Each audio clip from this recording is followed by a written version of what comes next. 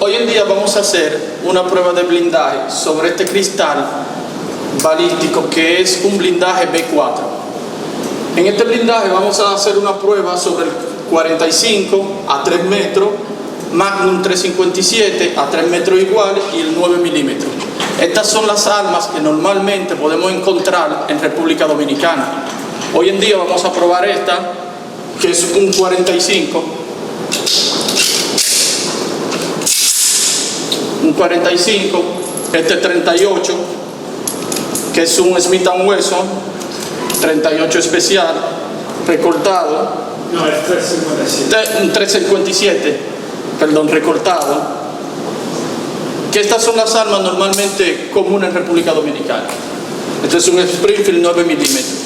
Estas son las armas que servirán para la prueba. Loren.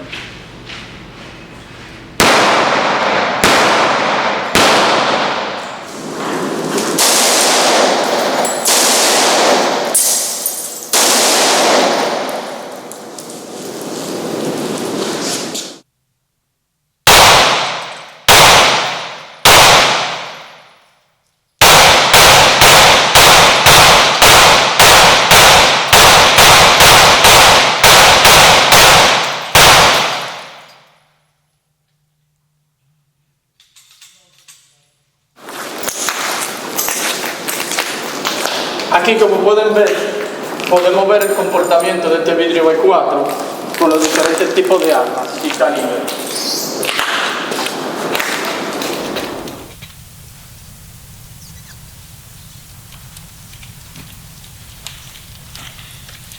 El cristal en su totalidad no tuvo ningún tipo de deformación al interior, es decir, que tiene una muy buena protección. Como pueden ver, puedo pasar la mano,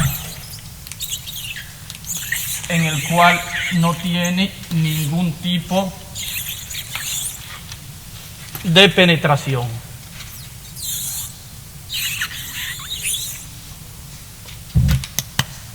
Gracias.